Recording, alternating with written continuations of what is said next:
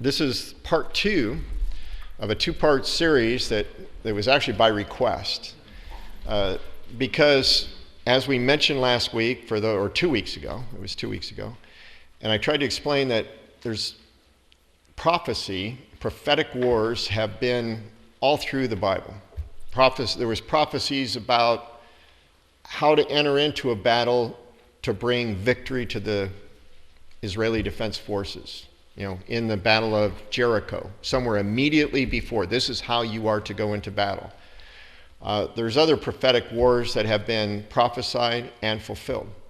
And yet there are a few wars, prophetic wars, that have never been fulfilled and are therefore future to us. And what we did 2 weeks ago is covered one that is clearly a prophecy and clearly a war that has never occurred. It was the study of Isaiah 17, which is a war between Israel and Syria. Actually, Israel and Damascus. But we saw that some of the verses could really expand even to other countries and other cities, because one of the verses says that the cities of Aroer were destroyed and animals would go in there and people would not. And we saw that the cities of Aroer is a Hebrew word that means utter destruction. So there's more than one city that's going to be destroyed. It's very clear in Isaiah 17, Damascus will be destroyed.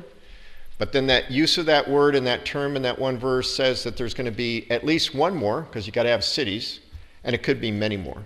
And it says that men will no longer look at the works of that their hands have made and worship it, because there will be an overall kind of a 9/11 effect is what it seems like. People will be shaken, moved with the destruction in a coming future war. What I want you to do tonight in preparation for going to another war which is Psalm 83. We're going to study Psalm 83, but I want you to turn to Psalm 22 first. And the reason I want to do this is because Psalm 83 is not a clear prophecy. It's not clear that it's a prophetic section of Scripture. And in fact, when I met with David Rubin, the mayor of Shiloh, a city in Israel, after he spoke here at our church on a Wednesday night several weeks ago, we went to Conrad's home, and he and I sat down, and I wanted to discuss Isaiah 17 and Psalm 83 with him.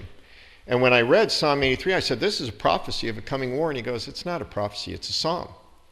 And he's Jewish, so I thought, okay, and he's right. It's not a prophecy. When I went to Isaiah 17, I said, now this is a prophecy. He goes, oh yes, this is a prophecy, because it says it's a prophecy.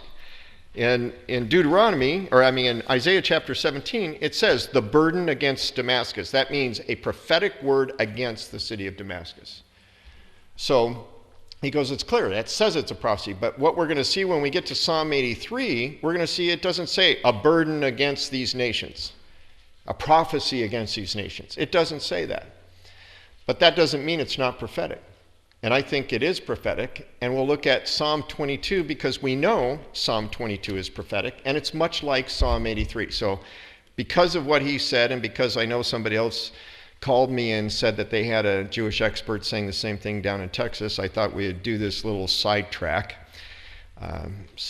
here. Psalm 22 starts with, this is it's a Psalm of David. David is writing this. It says, my God, why have you forsaken me? Why are you so far from helping me and from the words of my groaning? Now, is that familiar? My God, why hast thou forsaken me? Where do we get that from? Jesus on the cross. Okay, now people would say, well, that's just a fluke. That's just that.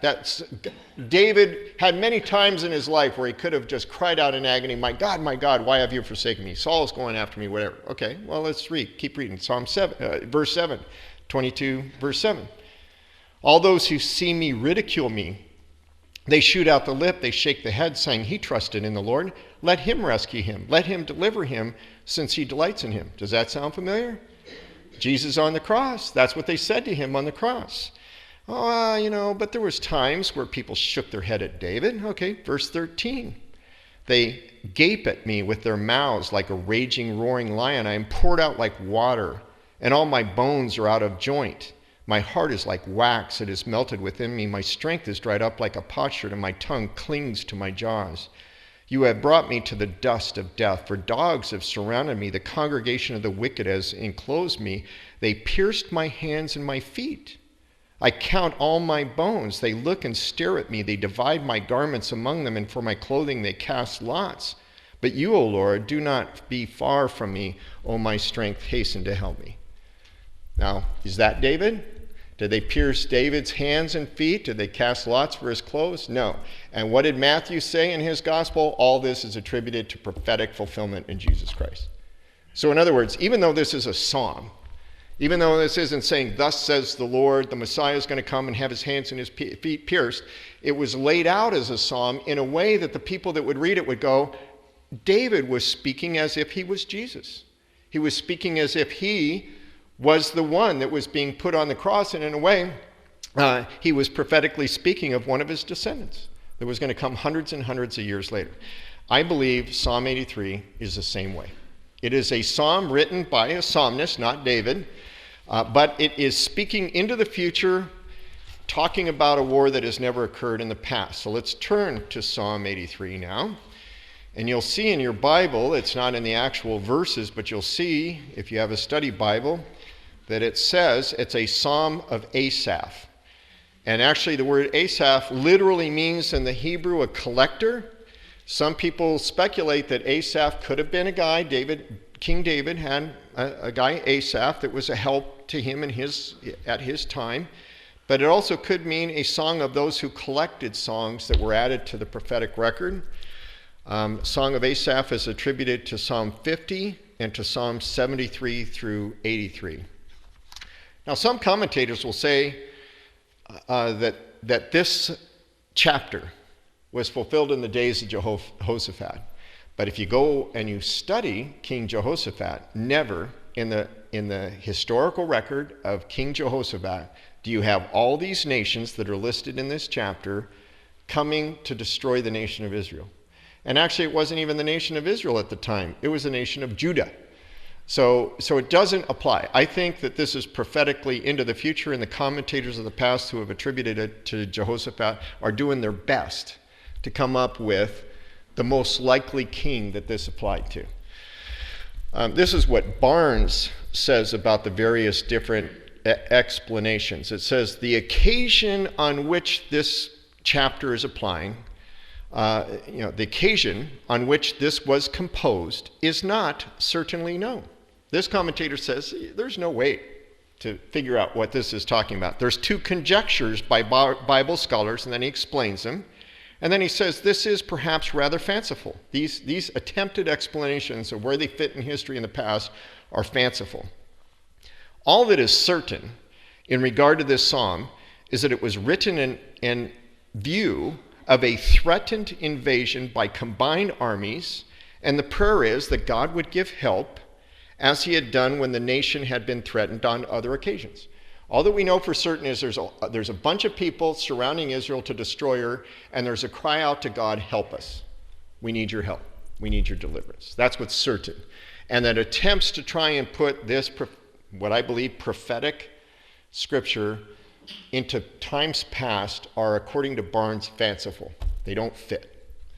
So that's why I think it's future. So let's get into the text in Psalm 83. And actually, within the last few months, it's the idea of this war nearly being fulfilled is starting to make its rounds through the prophetic community. It's been ignored for years. Again, people helped me to open my eyes to this stuff back in 2000, just before 2000, 1999 actually, and we have studies on the website from 2002 about this and our MP3s that are posted on the website. So in Psalm 83:1, it says, do not keep silent, O God. Do not hold your peace, and do not be still, O God. For behold, your enemies make a tumult, which is a fancy word for a loud noise and uproar. People are throwing a fit. That's what he's saying. Your enemies are throwing a fit, and those who hate you have lifted up their head. So the psalmist is talking about people who are enemies of God and who hate God. And so who are they? Who are these people in a future time that are enemies of God and hate God? The chapter goes on to explain who they are. They, still using they, have taken crafty counsel against your people and consulted together against your sheltered ones. They have said, "Come and let us cut them off from being a nation, that the name of Israel may be remembered no more." Do we ever hear that?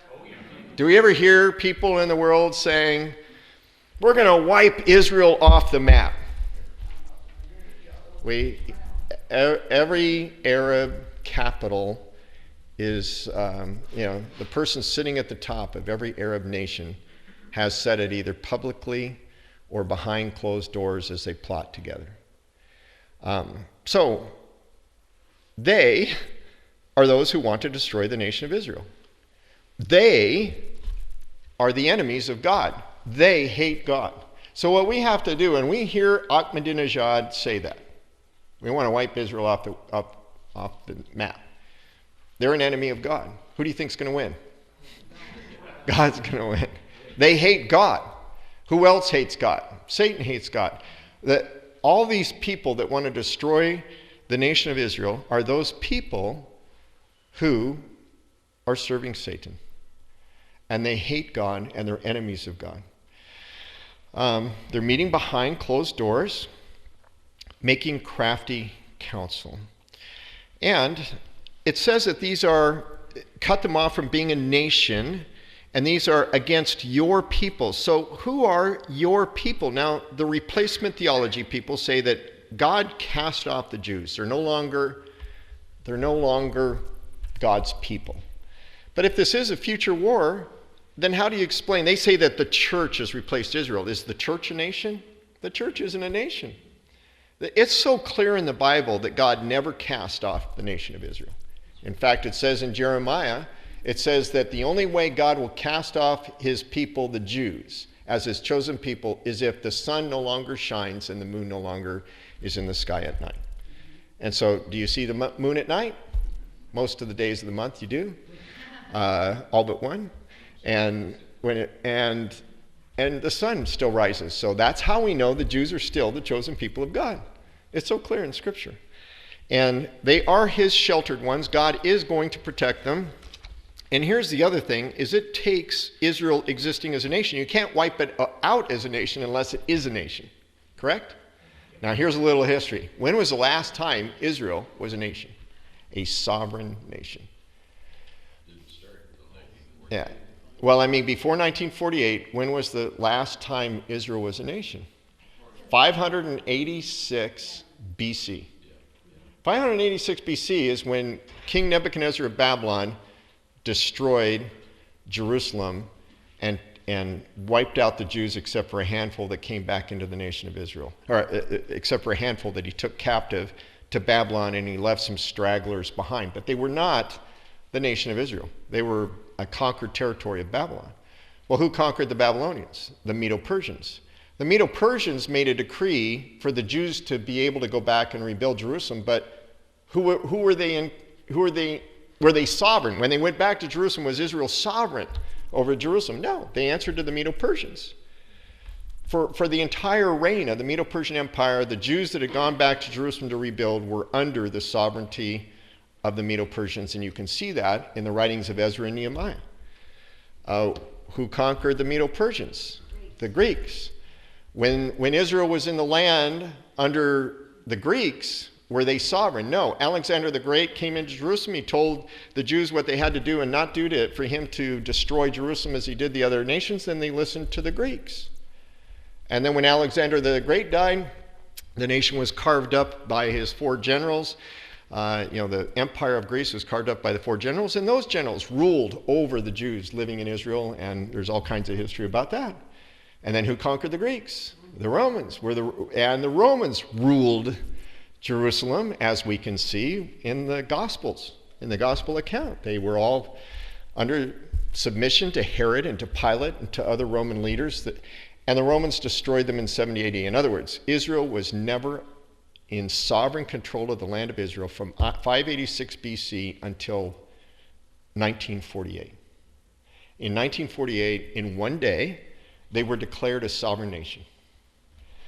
And Isaiah said that they would become a sovereign nation in one day, that a nation would be restored in one day, and that was fulfilled exactly like Isaiah says in the last chapter of Isaiah. So, in other words, this psalm could never have been fulfilled. And most people, believe this could have been after the defeat of Israel by Nebuchadnezzar of Babylon. And even if it was written before then, Babylon didn't fulfill this psalm. See, when Babylon came, it was Babylon. It wasn't these Ammonites and Moabites and Lebanese and Gazans and all these other people defeating them. It was Babylon defeating them. This war is about the immediate neighbors of Israel trying to defeat Israel. So even if it was written before the Babylonian captivity, it was never fulfilled like this says. These nations never conspired together to destroy Israel as a nation before Babylon. So it has not been fulfilled. It says in verse 4 again, they have said, come and let us cut them off from being a nation, that the name of Israel may be remembered no more. Again, it doesn't say northern Israel, the tribes of Israel, which would normally be Ephraim. It doesn't say Judah. It says Israel today. Israel is a united, it's not a divided nation as it was. It's a united nation in the land of Israel. So here's something I've been doing since 2002. In 2002, I Googled quotation marks, wipe Israel off the map. And when you Google with quotation marks, it has to say, whatever articles it's calling up, it has to have in that article the exact words, wipe Israel off the map. In 2002, there was 50,400 hits of wipe Israel off the map. In 2006, it was 133,000. It went from 50,000 to 133,000 hits on wipe Israel off the map. I just did it today. You know what it is today? It went from 50,000 to 133,000 today. What is today? I should put this. June 16th, 2010. June 16th, 2010, it's 3,370,000 hits. 3,370,000 hits wipe Israel off the map. Now, you can say, oh, that's a fluke. Okay, wipe France off the map. Okay, here's wipe France off the map. 2002, 56. And then for some reason, people got into French fries or whatever. And 2006, wipe France off the map all the way down to 9. And then in 2010, I don't know what France did, but it's up to 402. And you could do every nation of the world. Why this little nation Israel? Why does the whole world hate these people? Why when they allow their soldiers to not just be pummeled and killed and thrown over the side of a ship and stabbed and beat to death, why when Israeli soldiers say, you know what, I just don't want to die today, they become the bad guys, and the people that were trying to murder them are the peace activists? There is no common sense to this. And actually, one of the things at the pastors' conference is Chuck Smith Pastor Chuck Smith introed the whole conference. And then the first thing he did is have the youngest Israeli Defense Force captain ever in the Israeli Defense Forces. He's a believer in Yeshua. He's a believer in Jesus. And he got up there, and actually Chuck was speaking into the microphone, and then he got up there to speak in the microphone. The second he started to talk, the sound, you know how it happens every once in a while with a sound system, it just makes this obnoxious noise that goes through the room, makes you blow your ears out. And so then he waited and paused and got a high five that I think it's going to work okay from the sound guy. And then he sits there and he goes, blame the Jews. So, in other words, he was saying, see that big noise that blew out all your ears? It's my fault. I'm a Jew. Blame the Jews. Blame the Jews for everything. Yeah. And then he went on to explain, and this was recent news for those that are going to be watching the DVD, they can tie it to when we're talking about it. That so far there's been one violent confrontation, and there's another flotilla that's coming, that's being backed by Iran and backed by Turkey, make another run on the Gaza. Don't know how that's going to turn out yet, but it kind of plays into this prophetic scenario, and we'll talk about that in a minute. But he said, our intelligence knew. There was 3 types of people on the boat. There was a bunch of journalists. There was some hardcore terrorist guys. And there was some other people that they just like to, be part of a problem. They just like to be there to stir things up.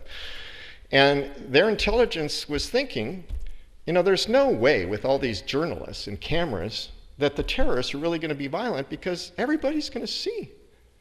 And everybody would, they can't do it when they're going to be videoed.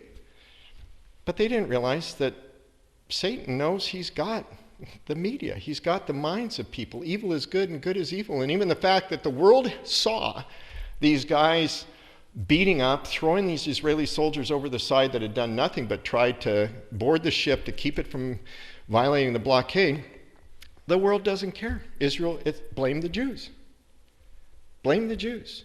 So the Israeli Defense Forces were thinking logically. We're not logical anymore. The world is absolutely spiritually crazy. As the scriptures said would be the case in the last days. This is demonic attack against Israel, and people who hate God and are enemies of God are losing all common sense, and they are now marching to a spiritual drummer that is Satan himself. And it's going to get worse. By the way, wipe America off the map. 2010, I didn't do it in 2002 and 6. We're up to 5,000. So, we've got a lot of enemies. We're only up to 5,000. But Israel, 3,370,000. Come, let us wipe them off from being a nation, that the name of Israel may be remembered no more. Did you know that in every school in every Arab nation there is no map showing Israel? They don't even show Israel. They don't teach their children that there is an Israel. Their maps say what? Palestine. They show no Israel. The Arab world calls the formation of the Jewish state the great disaster. And so, verse 5. And they have consulted together, these haters of God, enemies of God, they have consulted together with one consent. They form a confederacy against you, against God. The tents of Edom, and that's Jordan. So now we're going to throw a map up here. For those who aren't good with your Middle Eastern geography, you should be able to see that it's going to be pointed out. We'll show it with a little arrow, but Edom is over in what is now modern-day Jordan. And the Ishmaelites. Ishmael had many descendants, and an Ishmaelite is, where did those descendants go? One of the places the descendants of Ishmael went is into Saudi Arabia. Other places were into Egypt. And so, what does it really mean by Ishmaelites is not certain, but many believe that this is alluding to Saudi Arabia and possibly to Egypt. Moab is clearly modern-day Jordan. The Hagrites, which are descendants of Hagar, and Hagar, also some of her descendants went into Egypt. She was the handmaiden, and remember Hagar and Sarah, and Abraham said, hey, maybe I should raise up a child by Hagar, and so that's what it's talking about. Really kind of goes along with the Ishmaelites, Egypt, Saudi Arabia. So far it's all of Jordan and parts of Saudi Arabia and Egypt. Then verse 7, Gibel, which is today a Phoenician city in Lebanon, 26 miles north of Beirut. So now we're bringing in Lebanon. So far we've covered Jordan, Egypt, Saudi Arabia, and now we're going into Lebanon. Ammon, in verse 7, which is the capital of Jordan, is named after Ammon. The Ammonites settled in what is now modern-day Jordan and Amalek. And if you look at Amalek down there on the south, what is that? It's technically today right at the border of Israel and the Sinai Peninsula. So now we're going to the Sinai Peninsula. Who owns the Sinai Peninsula? The Egyptians do today. And they're supposedly at peace with Israel, although Egypt has said that they might very well join in this coming war against Israel, even though they have a signed peace treaty with Israel. Philistia, what's Philistia? It's the Philistines, which are Gaza. And if you look, actually, the Philistines there, Philistia, they were Gaza and also partway down into the Sinai Peninsula, which is Egypt, with the inhabitants of Tyre. So when you look at Tyre, see that's up in Phoenicia, that's up in Lebanon today. By the way, the Russians have set up an extensive electronic and communications nerve center in Tyre following the 2006 war with Israel in preparation for the coming war. They have set up a camp up there with advanced military equipment to further aid Hezbollah in the defeat of Israel in the coming war. Assyria, verse 8, Assyria also has joined with them. And actually, I should go back to verse 7. What it says is, Philistia with the inhabitants of Tyre. So what's that saying? The Gazans with the inhabitants of Lebanon. What's that saying today? That's the Hamas with the Hezbollah of Lebanon. Are the Gazan Hamas in complete union and coordination with Hezbollah today? Yes, absolutely, completely sealed deal. They have already worked out their plan that as soon as the missiles start flying in from Lebanon, the Gazans are going to launch their missiles from the south. In the 2006 war, it was just Hezbollah launching missiles against Israel. Anyway, at the time, just Lebanon got into it. Gaza wasn't ready. And then last year, the Gazans got in, but Hezbollah didn't get in. I believe the next one, it's going to be both, and that's their plan. They want to just completely bombard and overwhelm Israel. And that is the reason why they want to break the blockade. Because the Gazans have not been able to smuggle in through the tunnels that they've dug from the Egyptian Sinai side of the border into Lebanon. They put in dozens of tunnels, and they can't get the big rockets that would allow the Gazans to hit all the cities of southern Israel, along with the missiles of the north to hit all the northern cities of Israel, in other words, to completely blanket all of Israel. And the real benefit of missiles coming in from Gaza with a longer range is because, and I'm going to go over to the map to show you something, is because right about here is Israel's nuclear power plant. Right over there in a city called Dimona, not on this map, it's a modern day map. Dimona is where the Israelites, where the Israelis have their nuclear power plant, which has provided them the nuclear fuel to have what's estimated to be 200 nuclear weapons. And what they know the Arabs want to do is bomb their reactor. And they have it surrounded by anti-missile defense systems that they can take out, but the Hezbollah of north can hit all the way to the Dimona reactor. Syria can hit to the Dimona reactor. And if Gaza could get some missiles to hit into the Dimona reactor, they could overwhelm Israel's defensive systems. And as soon as they hit that they'll say, hey, we shut down your nuclear power program. You want to shut down ours, we're going to shut down yours. And Israel will, if that Dimona reactor is being attacked, Israel will have to put an end to the missile barrage. And if thousands of missiles are coming in and their missile defense system is being overwhelmed, what will they have to do to put a complete stop to all the missiles coming in? They will have to go to Gaza with a couple of F-16s and drop a couple of nuke bombs, and the missiles will stop. They will have to go to Syria and drop a few nuclear bombs, and the missiles will stop. They'll go into Lebanon, they'll drop a few nuclear bombs, and the missiles will stop. And that's what they will have to do.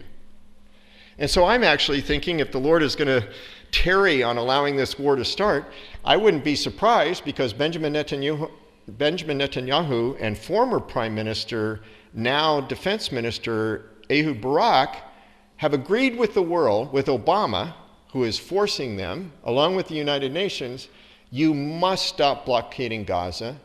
We'll let United Nations and other European international inspectors inspect these ships, and we will make sure that those ships going into Gaza have no weapons. And the Israelis are going nuts. The Mossad, the head of Mossad yesterday told the Knesset and said, that's what we got promised in 2006 in the Lebanon war. The war stopped because we said, okay, United Nations, you're going to make sure no missiles come into Lebanon, and that's good enough for us. And an estimated 80,000 missiles are now in Lebanon ready to launch on Israel because the international inspectors haven't done their job that they promised to do. And so now the same thing's going to happen with getting them into Gaza. So to me, if these flotillas do get in, they're going to be able to bring in huge missiles. They will be able to be launching on Israel, and Israel will have no choice but to Psalm 83, as we're going to see. Assyria, which is today Syria and northern Iraq, also has joined with them. They have helped the children of Lot. Selah, ponder this. They're all in concert together, working with one another. And by the way, for anybody that's followed the news, Ahmadinejad and his agents and the Assad of Syria and his agents have been going all over these Middle Eastern Arab nations, sealing the deal about the coming war and the mutual defense pacts that have been established. If Iran gets attacked, that means Syria and Hezbollah and Hamas of Gaza all attack Israel. If Hezbollah gets attacked, Hamas and Syria and Iran attack Israel. If Hezbollah, Hamas gets attacked, anybody who gets attacked, everybody pounces on Israel immediately to destroy her and wipe her off the map. Verse 9, the psalmist says, deal with them, these haters of God, these people wanting to destroy the nation of Israel and wipe her off the map, deal with them as with Midian. Now, Judges chapter 7 records how Gideon, and we know it's talking about Gideon in the following verse, Gideon had how many men to defeat the Midian army? 300 men. Gideon with 300 men defeated the Midianites. How many Midianites died? 135,000. So what is the psalmist saying?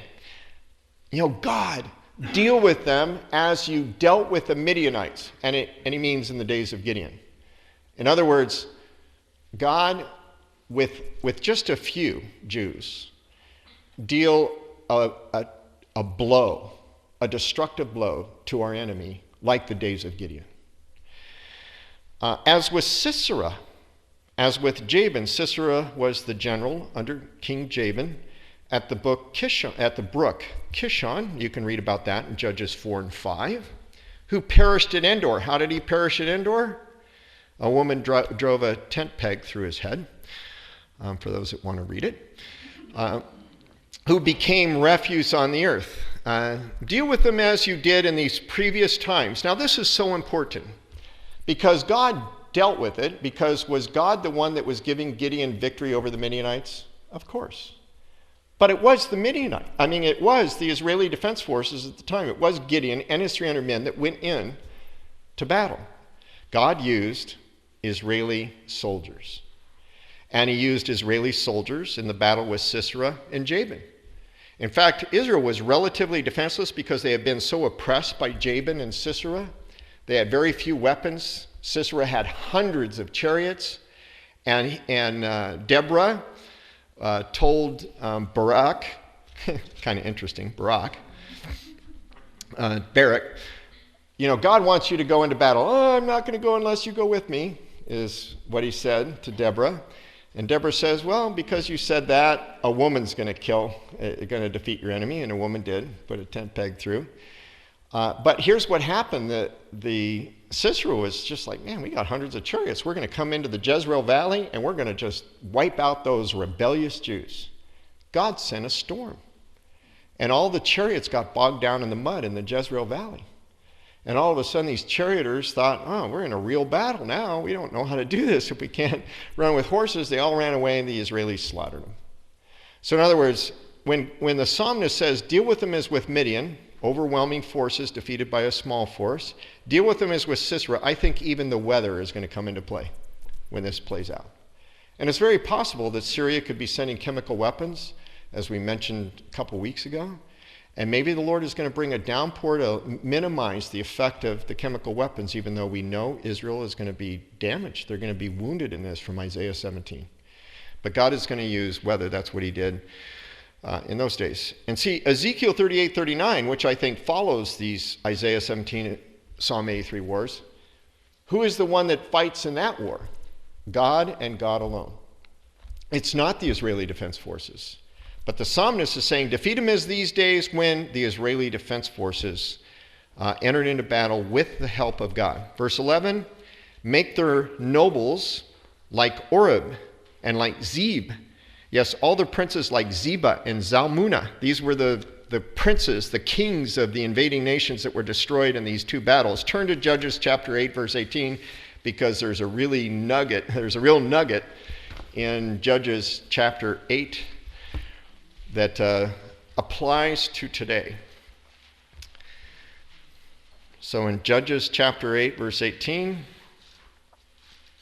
and this is the battle with Gideon. This is his original 300 men that really caused confusion in the Midianite army, and they started killing themselves. They started killing each other in the night. In the confusion, God just sent confusion, and they were killing each other. And he said to Zeba and Zalmunna, the two kings that he was able to capture, what kind of men were they whom you killed at Tabor? Because these two kings killed Gideon's brothers. And he says, what were they like? These men that you killed at this place, what were they like? So they answered, well, they were like you. So were they. Each one resembled the son of a king. They looked a little bit like you. Maybe like they were related to you. Then he said to them, Gideon said to them, they were my brothers, the sons of my mother. As the Lord lives, if you had let them live, I would not kill you. And he said to Jether, his firstborn, rise, kill them.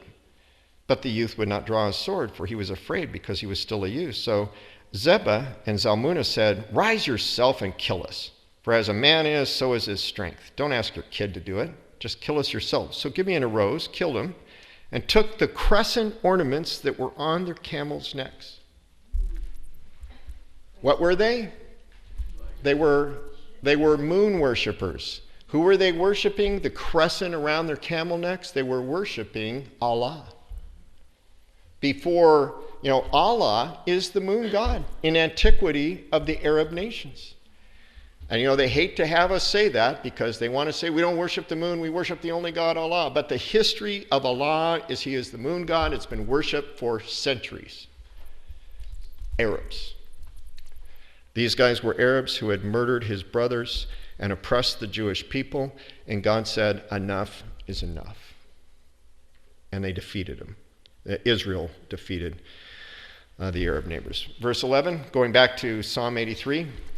Verse 11, make their nobles like Oreb and Zeb, yes, all their princes like these guys. In other words, cause the leaders of the countries who were plotting the annihilation of Israel to die.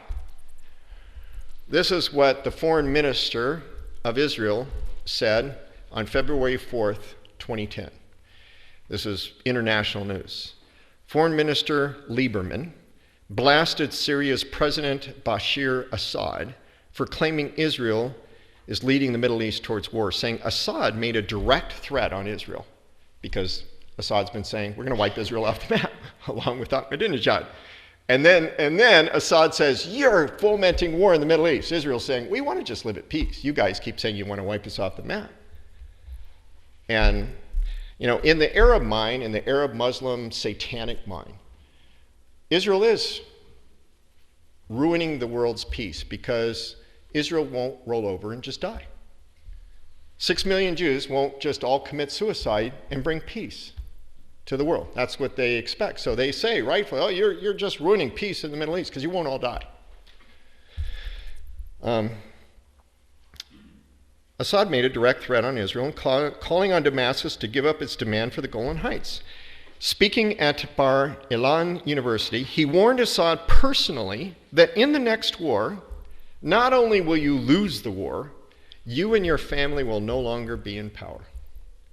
the foreign minister of Israel, it said, we know you're going to attack us to annihilate us. You're going to lose, and you're done. When we deal with Syria this next time, your family will never rule Syria again. And in fulfillment of Psalm 83, that's exactly what would happen, because the psalmist cries out to God, God, deal with the leaders of these nations trying to destroy Israel in the way that you did back in the days of Gideon, and in the days of Gideon and the days of Deborah, those leaders were killed themselves. Deal with these people who said, let us take for ourselves the pastures of God for a possession. Arabs are on the radio all the time talking about the demise of Israel and just get out of the land. This is what the Arabs said in 2005 on one of their TV radio broadcasts. It is time for you, Israelis, to be gone. Live wherever you like, but don't live among us. It is time for you to be gone. Die wherever you like, but don't die among us. We have the past here, we have the present and the future. So leave our country, our land, our sea, our wheat, our salt, our wounds, everything, and leave the memories. And what the psalmist is saying, deal with these people who say, let us take for ourselves the pasture of God for possession. Is that being fulfilled today? Yes, absolutely. They are saying, your land is our land. And it's not. It's God's land. Jordan's Abdullah II bin al-Hussein has said, let's get rid of Israel. Gaza's Hamas leaders have said, let's get rid of Israel. Lebanon's president, Suleiman, has said, let's get rid of Israel. Mubarak has said, maybe the time has come where Israel must go into the ash heap of history, because they refused to make peace with the Middle East. And King Fahd, the family of Saudi Arabia, have said Israel has rejected peace and therefore they have war and annihilation coming. They have all said, wipe her off the map. And the psalmist might be fulfilled in all of them being killed. Verse 13, oh my God, make them like the whirling dust, like the chaff before the wind. As the fire burns the wood and as the flame sets the mountains on fire, so pursue them with your tempest and frighten them with your storm. What does that sound like? It sounds like, God, you're going to have to burn them all. Like the chaff of the wheat. And again, at harvest time, they would thresh out the grain, and then you throw up the chaff and the wheat together, and the wind comes along and blows the chaff, and downwind of the wheat, the harvested wheat, is a pile of chaff. And then what would the farmers do? Light a match, get rid of it.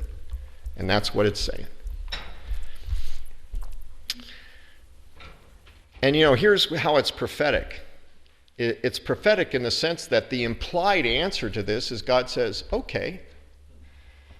So it's prophetic in that never in the history of the world since this was written has Israel been a nation who has all of these immediate neighbors attacking her at the same time. In antiquity, the Ammonites would come against Israel, and Israel would beat them back. Then the Moabites would come against them, and Israel would beat them back. And then these people would come. The Lebanese would come, the Sidonians, the Tyre and Sidon, and then Israel would beat them back. And then the Gazans, the Philistines would come.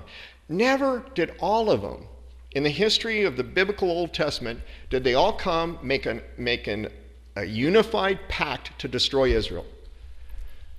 And today, for the first time in the history of the world, history of Israel being a nation, in all the times that it's been a nation, it's happening today. And which, by the way, today, I guess, the news is today, that we're moving a carrier from over in the Gulf back into the Mediterranean, because we sense there is about to be an all-out conflict in the Mediterranean associated with Israel's immediate neighbors because of this second flotilla that is being backed by Iran and Turkey that's coming into the Middle East. And so Obama has ordered our carrier, I think it's the Truman, into the Mediterranean. would deal with Israel's immediate neighbors instead of dealing with Iran off to the east. Verse 16, here's another reason why we know these ending verses, or how we know it's not talking about a war in the past. Fill their faces, the faces of those who hate God, the faces of those who are enemies of God, the faces of those who are planning to destroy Israel and wipe her off the map. Fill their faces with shame, that they may seek your name, O Lord. Do the Arabs seek the name of the God of Israel? No. Will they? And this is, David Dolan has lived in Israel for 30 years. David Dolan's a prophecy teacher. David Dolan has said in this church, when he's come to be a guest speaker, the coming war in Israel really boils down to this. It's a war of whose God is God. Because the Arabs say, there is no God but Allah, and Muhammad is his prophet. And they really believe that. And if you really believe there is no God but Allah, and Muhammad is his prophet, sooner or later, he's going to get a war right, and he's going to win. Even though they've lost every war they fought against the Jews. But they keep on thinking it's because, the reason we keep losing is because we're not zealous enough. And that's why they've been so zealous to get this all together. But when they lose this coming war, how hard is it going to be for them to say, there's no God but Allah, and Muhammad's his prophet? I mean, that's going to be old news. I mean, that's going to be like, are you kidding? Did you read the papers? You guys lost. Millions of you are dead. Your cities are in ruins. You've been nuked off the map. You had your perfect plan, but you went to go destroy Israel, and in fact, you got destroyed. And in fact, look at all the miracles that happened. Your missiles fell out of the sky. They ended up, you launched them at Israel, and they overshot and landed on Gaza, or whatever else God is going to do is miracles that's going to destroy these people. And there's not going to be any debate on the fact that God miraculously intervened on behalf of his people to prevent their annihilation from what would have otherwise been certain annihilation. Fill their faces with shame, that they may seek your name, O Lord. And there are some former Palestinian terrorists who one was here at our church, Tassir Abu Sada, who spoke as a guest speaker here years ago. He said, you know what, you guys are not serious enough. Our God is the winning God, but we keep losing wars, and it's because I haven't been here to help, and he started helping Yasser Arafat. And then he ran into Christians and realized, the reason why we keep losing is because we're serving the loser God, Satan. The real God is the God of love, the God that sent Jesus into the world and became a Christian. But what bothered him so much and what opened that door is because if we really were following the true God, we would not be losing. Let them be confounded, verse 17. And dismayed how long? Forever. Yes, let them be put to shame and perish, that they may know that you, whose name alone is the Yahweh, Hebrew word, Lord, are the most high over all the earth. This has never happened before in history. And we could be standing on the very threshold of it happening. I don't know how long God is going to be merciful. It's like the world is being prepared for the great dinner. The table is set. You can smell the aroma in the kitchen. The food is ready. All the places, all the dishes, cups are filled, and it's just waiting for God's mercy to run out. And I think that when he sees these murderers on this ship that was bound for Gaza the other day just try and cut up and kill his people in a murderous act, and then see the world blame the Jew, I think he looks at it and he just says, okay, it's getting close. And someday God's going to say, all right, Satan, give it your shot. He's going to remove his restraints. Satan's going to get this war going somehow. And then we're going to be seeing in a matter of hours, I think, Isaiah 17 and Psalm 83 fulfilled. And now here's what I want to conclude with, is what will the world be like after that? And this is conjecture, but if we put these two wars together, Psalm 83 and Isaiah 17, which could happen simultaneous, we're going to see that Israel will wake up wounded, as we emphasized 2 weeks ago, but they're going to see Lebanon will never be an enemy of Israel again. Jordan will never be capable of being an enemy of Israel again. Gaza will be gone as a problem. Very possibly, Saudi Arabia and Egypt are also gone. By the way, if Egypt were to attack Israel, in fact, David Rubin, the mayor of Shiloh, said Israel is most concerned about Egypt because we have been giving them billions of dollars of top-notch military aid for years, ever since they made peace, when Anwar Sadat made peace with Israel. But then Avi Lipkin had told me, and this is what I told him, I said, but Avi said that they would never dare come against Israel because all it would take is one nuke on the Aswan Dam, and all of Egypt is gone. Does everybody realize that? You bomb the Aswan Dam, and you've just wiped out all of Egypt. The flood that would come down the Nile River would completely obliterate Cairo. And so they know that. An enemy of Egypt, all they have to do is bomb that dam. But if that's in their foolishness they join, as they've threatened to do, and Israel were to respond in an act of self-defense and survival to deal with Egypt, then Egypt will be gone. Egypt will never be an enemy again. And Israel will actually say, wow, peace. And the world will say, this was a horrible war. We need to denuke the rest of the world. Nuclear weapons were used. Look at all the death. Look at all the destruction. We've got to stop it. We've got to bring peace. We've got to make it never happen again. And Israel would feel like true peace is coming. Ezekiel 38:39 says that when Russia and Persia, which is Iran, and Sudan, Ethiopia, Turkey, Libya, come against Israel, they come against Israel when Israel is living safely and living in unwalled villages. And so this is my conjecture, has been for years, that these two wars are going to create a complete change in the global geopolitical situation in the Middle East that's going to give Israel the thought that no one will touch us. We can disarm now. They're going to disarm Iran, so they're not going to have nuclear weapons. Nobody would come conventionally against us because we're going to have a treaty there too. And so then Israel will, for what they think into the distant future, will be living in what they think is peace. But then Ezekiel 38:39 says that God puts a hook in the jaw of Russia, who is in cahoots with Persian, Libyan, Ethiopian, Sudan. All those nations are all aligned today. And something draws her to decide, let's go finish off Israel. And it could be, what puts the hook in Russia's jaw could be something happening to America or to the new world order that's forming that gives them a chance to jump in as being the power broker of the world, and they go to pounce on Israel. When that happens, Israel cannot defend itself. They've been denuked. They've used them all here in Isaiah 17, plus we're disarmed in the aftermath of that. They don't have the forces. They were already still licking their wounds from the months or years ago war of Psalm 83, and they just look at the invading army and go, we're dead. And we can't do anything about it this time.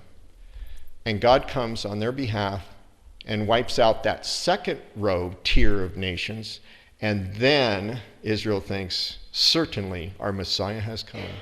Certainly this global government brings our peace.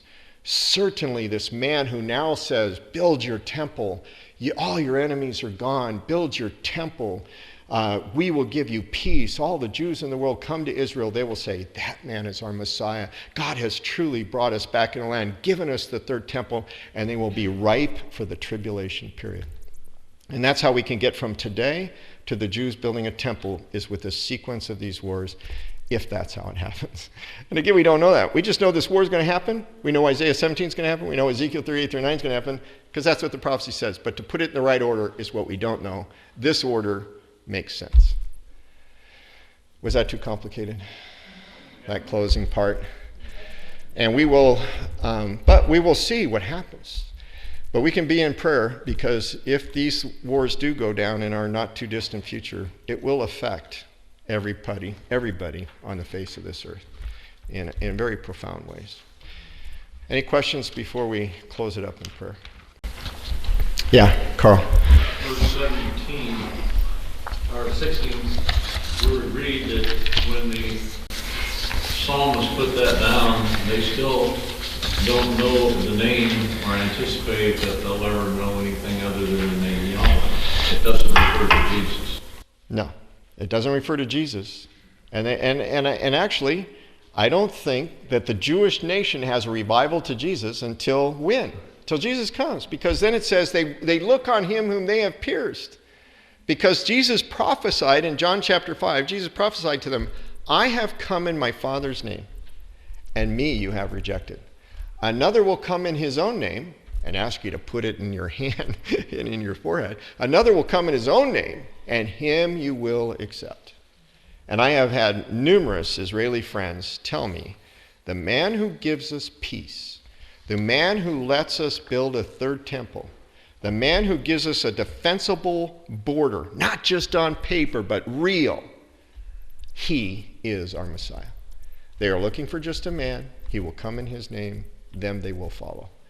And they get animated in their rejection of Jesus being that man of antiquity, in the past, because they reject Jesus coming to die for sins. They want that conqueror, and he's the guy. And it'll be the Antichrist, the deceiver. Yeah. Where in this scenario is the rapture? It will be after these two come in? I believe that the rapture is going to happen. My take is we could see this war as Christians. We could see Isaiah 17 as Christians. I think that we'll see the months after that.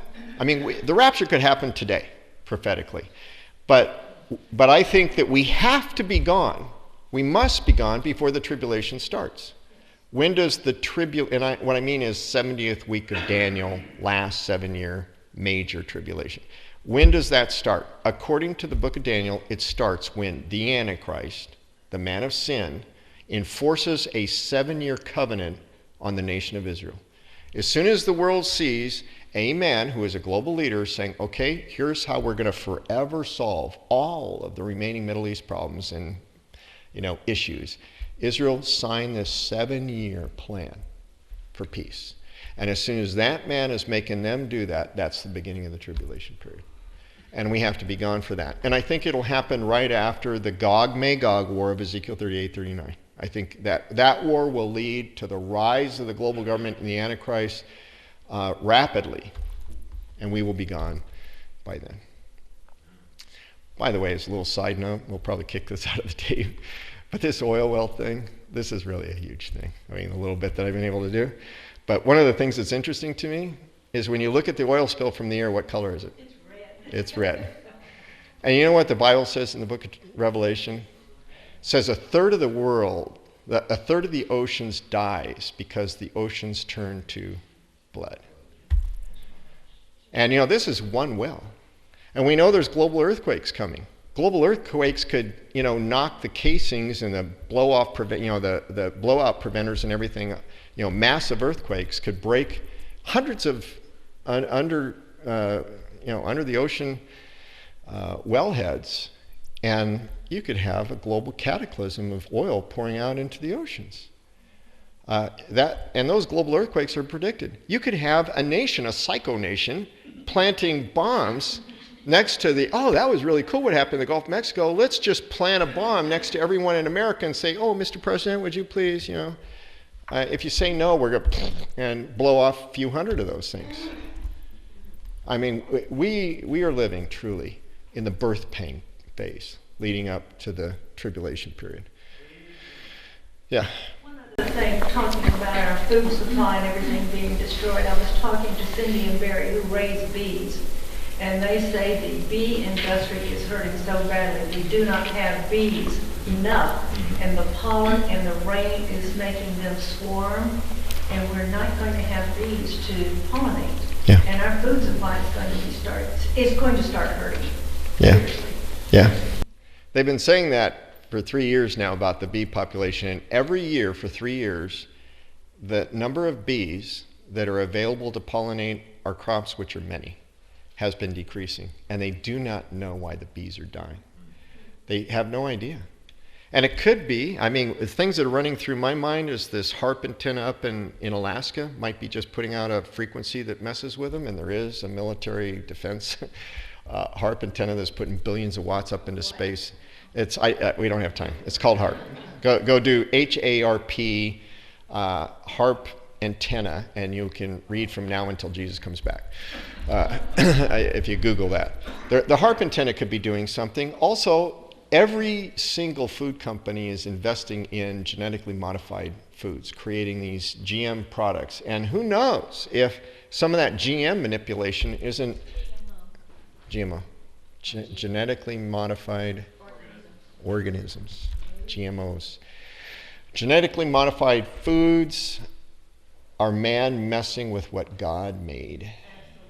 And we're trying to put pesticides into the genetic makeup of these plants. And so what if old bee just goes in there, oh, that's a flower. No, that's a flower that's been messed with by man. And they go in there and they suck the nectar, but it has some genetically modified stuff to wipe out the bees. Man is creating a cataclysm. Something is happening to those bees, and I bet you we did it. And if we didn't, we did it with sin. And God is saying, bees, sorry, you got to die. You got to die because the famines, the Bible says famines, pestilence are coming. Yeah, Eli. Doesn't it in Revelation about the sea stirring of blood say something about a star falls from heaven? And you said its name was... Right, and that's that's the fresh waters of the earth is wormwood, not the oceans. See, the fresh waters get killed off in the world, and the thing that did that was a star that fell called wormwood. Wormwood is Russian for Chernobyl. I mean, if you look at, and I've speculated maybe something crashes and wipes out the nuclear power plants, and they all do Chernobyl and wipe out they pollute the fresh water in these nations that have nuclear. So who? Johnny? Johnny? John and Johnny. John, you get to go first. And if you guys, we're running late. If somebody has to go, we won't. Yeah. Just someday, would you tie this to the 3rd chapter of 2 Peter? Oh, the 3rd chapter of 2 Peter, where it says, in the days of the past, the elements will burn up. Disappear in fervent heat. Yeah, here's the cool story. 2 Peter says that someday when Jesus returns, he's going to fix all the bees. He's going to get rid of all the oil that's polluted the world and killed the world. He's going to freshen up the waters, all the pollution and all the genetically modified seeds. And that from a man's standpoint, there's no going back. This stuff is out there. You can't restore it. And they do have a seed bank buried in the tundra of Greenland, right? Isn't it in Greenland? Greenland? Does anybody know? Norway. In Norway, deep in the permafrost, they've created a seed bank. In case something were to, some global cataclysm, then the survivors would be able, the Bilderberger group will go in there and they will come out and they'll say, here's our seeds to start over again. But the genetically modified stuff will still be around too, and it'll be polluting. This needs to be fixed by God. It's going to have to be fixed by God, and he's going to burn up this current existence and give us a new kingdom, a new heaven, a new earth, wherein righteousness dwells, and only we who have humbled ourselves enough to put our trust in Jesus Christ to forgive us of our sin get to be part of that family. And that is an incredible promise from God. And all this stuff that's happening, it's terrible. It just grieves me I can't even imagine if we lived down in New Orleans, Mississippi, Florida, Alabama. Can you imagine living there? The absolute misery that's happening. And even if I did live there, though, part of me would say, I'm so thankful I have hope. I'm so thankful I know how the last chapter reads. And no matter what happens here, we have to have that hope that we know how it ends. Sarah. John and I talk each morning when we listen to the news, especially about this oil thing. And we get it amazes me how they're blaming everybody. They're blaming Obama, which he has nothing to do with it. This is all God's doing. Yeah. And we've brought this judgment on ourselves. And no one can see that. It's just mind-boggling that we've very slowly but killed ourselves Yeah. through our actions and the things we haven't done that we should have done. Yeah. It bothers me that we're so ignorant. Yeah. All sin is a form of insanity. Yeah. And Johnny, and she was saying that this oil well, we brought it on ourselves. We have our pride, man's pride, has brought it upon ourselves. And Johnny, I want your take before you finish on. You said that Obama is sending a ship over there. Whose side was going to be on? that's a good question. And actually, I meant to mention that because it's very possible that our pilots will be told to make Israel stand down. I mean, it's possible. It's happened before. And I from a very reliable source, in the first Gulf War, our government put a carrier right off the coast of Haifa. And their orders were, do not let Israel respond to the Scud missiles coming in from Saddam Hussein.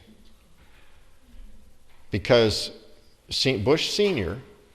had made this coalition with all the Arab nations. And for Bush Sr. to make that coalition with the Arab nations, they had to say, we'll be with you, and we'll be with letting you deal with Saddam Hussein, but not if Israel gets involved. We can't join with Israel.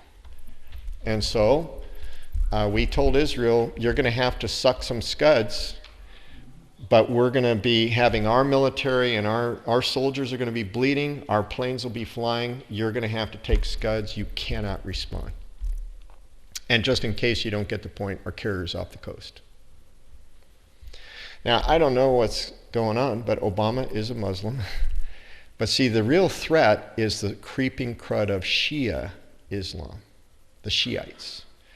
And Obama is a Sunni Muslim that bows to Saudi Arabia, the keeper of Sunni Islam.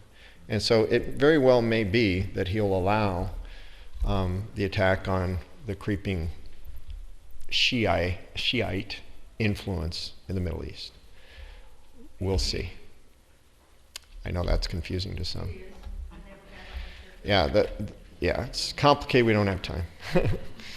You can Google those two and find out why. But yeah, and I wonder what our pilots would do if we were told to shoot Israeli planes down. I hope they would tell Obama to take a hike and say, you know what, I really do want a birth certificate. Until you give it to me, I'm going to do what we should do. So he was not born here, and he was not born here. His social security number came from Connecticut. You need a birth certificate to get a social security number. He didn't have a birth certificate. He needed a social security number, so he gets it from Connecticut. Why? Because probably some of his handlers pulled some strings for corruption to get a social security number from there. And his press secretary last week was asked, how come Obama has a social security number from Connecticut, a place he never lived? And the question was ignored in mocking derision. Yeah. Yeah, I mean, the evidence, I have only lightly looked at the evidence that questions Obama's ability to serve as a true constitutionally elected president of the United States. I've only lightly researched it, and it's a preponderance of evidence. It is so clear that we have a usurping deceiver, which is what? Our judgment. It's what we deserve for what we have done in abandoning God and his law in this country that once lived to serve God.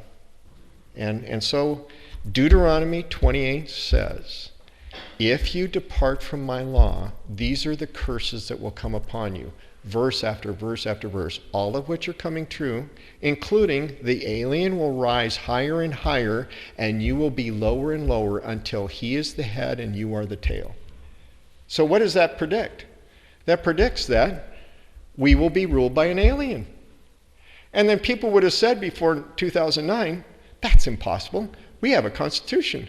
that makes it impossible for an alien to rule here. They have to be a natural-born citizen of the country.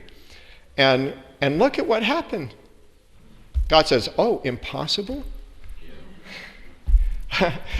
Nothing's impossible with God. I would have wagered confectionaries that no way, I'll wager you a Snickers bar, there's no way. And then when I saw 2009 happening, I knew I was really believing Obama's going to get elected when I saw the delusion that swept our people. When it was like they lost their brains, just like the world losing their brains about the Gaza blockade thing. They've lost their brains. And so it's a delusion, it's a spiritual delusion. I realize, okay, we're in serious trouble. And the Titanic never sank. Yeah. It just amazes me how so many of our government officials who know the Constitution and have sworn by it are so blinded all at once. I can see the people voting for him, but I can't see the people who supposedly knew what we were supposed to do. Start with local politics. Yeah, we'll close with this thought because it is late.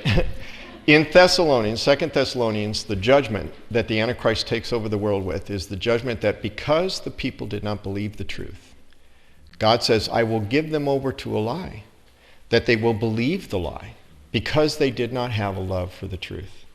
And that's why the world is just going, a lie? It's the truth. And the truth is a lie. Because they did not love the truth, God will give the world over to a lie that they believe the lie. And you can't deal with that.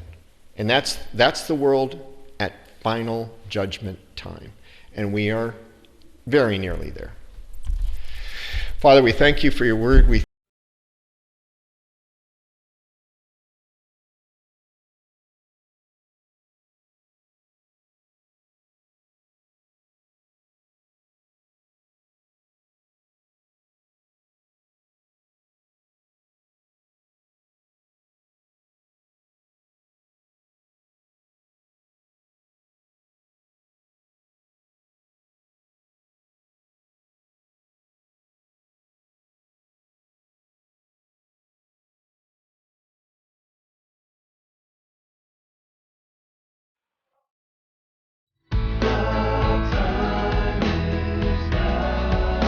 and sing of his glory.